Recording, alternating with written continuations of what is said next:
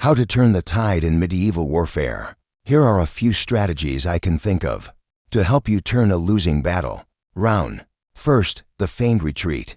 From my insight into human nature, on the battlefield, when an enemy line breaks or falls back, a soldier's first instinct is to give chase, especially when your army is at a disadvantage. Any sign of retreat becomes a fatal temptation to the enemy. In the Battle of Hastings in 1066, the Norman army's attacks on both flanks had failed miserably, putting them at a disadvantage.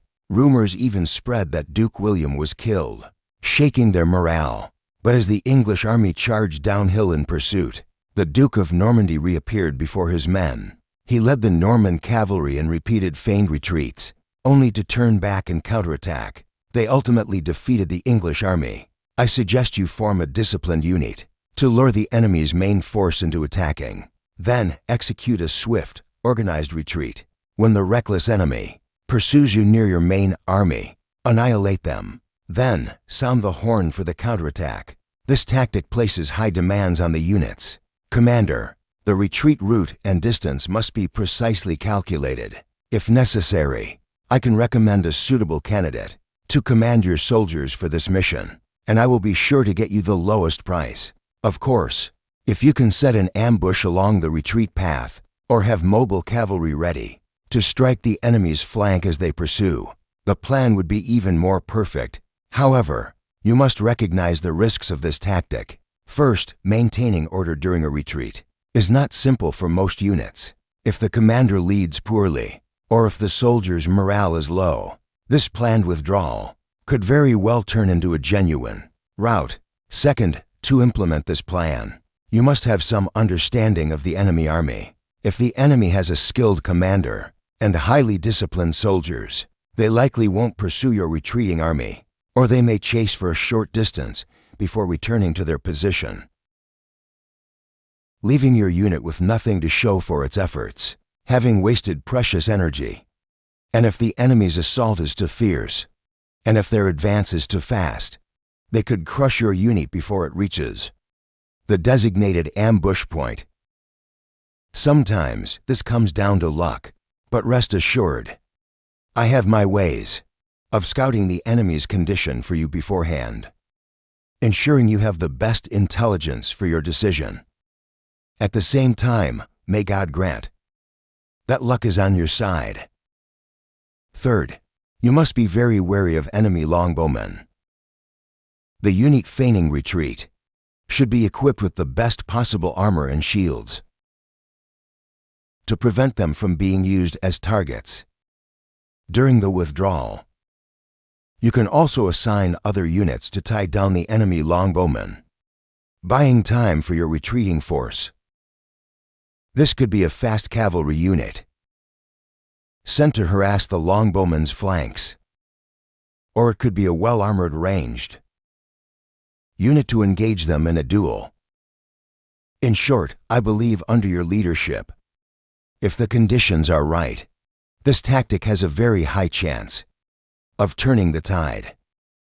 The second strategy is to kill or capture the enemy commander in an uphill battle, concentrating your forces to attack the enemy commander is a desperate, all-or-nothing gambit.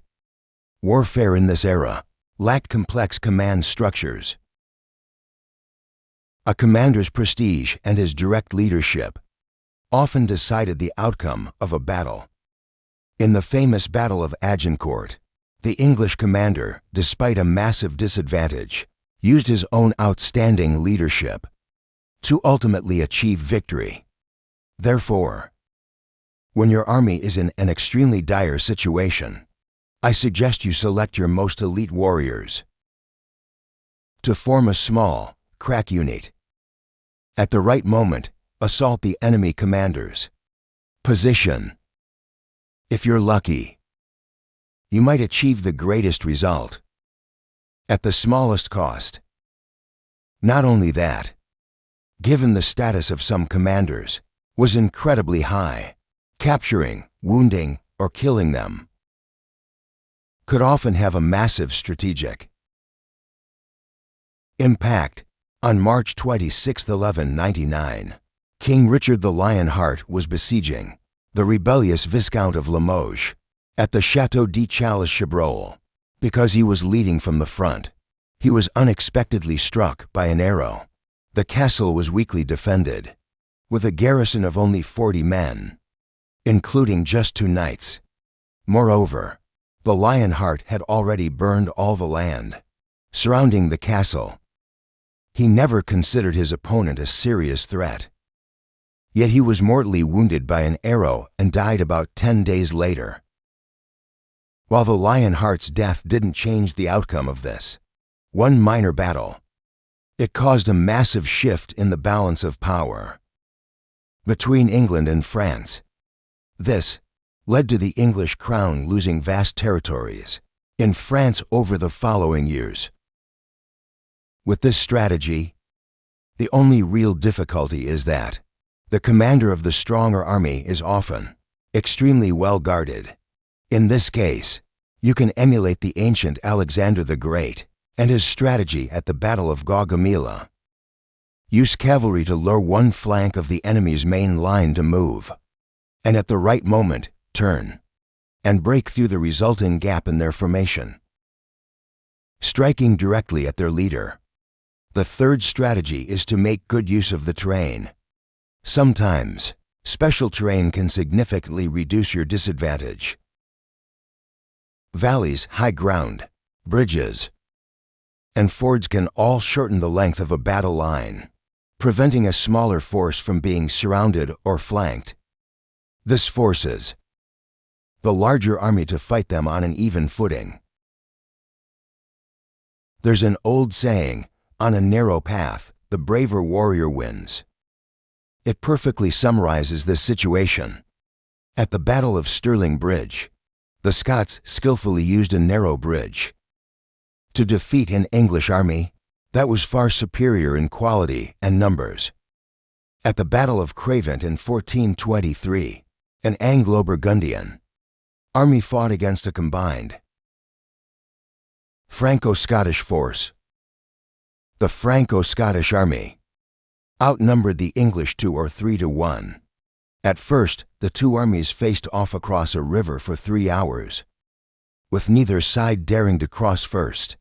Then the English, under the cover of artillery and their longbowmen, forced a crossing.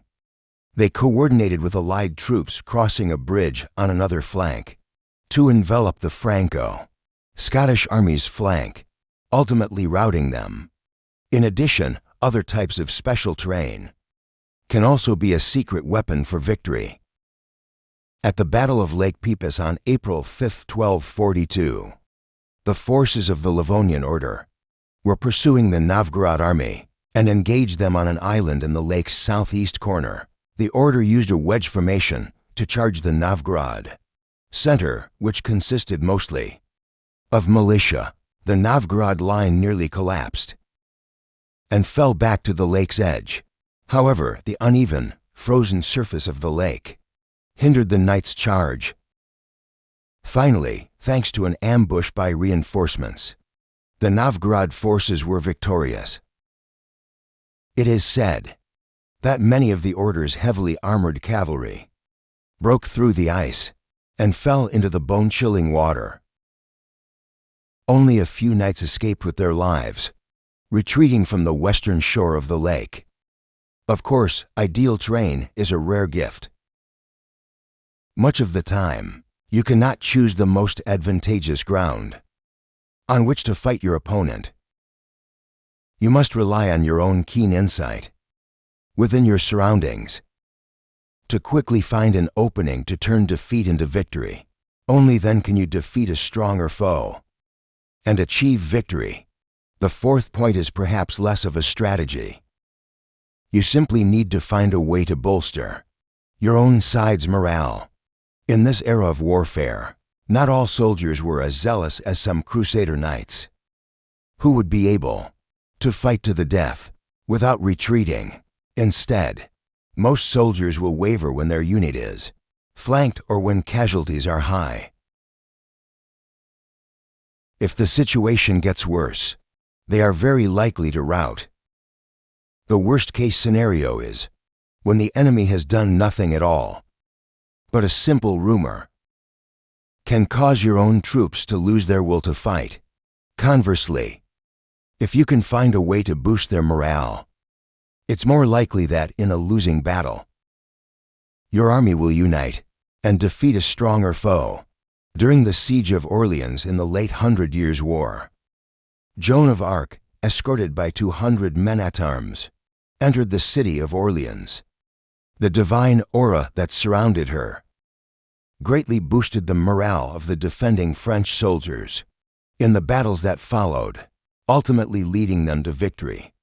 Of course, a figure like Joan of Arc is a once-in-a-century phenomenon, but I believe, with your prestige and personal charisma, a single, well-timed speech, in the right place, given from atop a mighty warhorse, will do the trick. It will undoubtedly inspire your soldiers to fight with courage.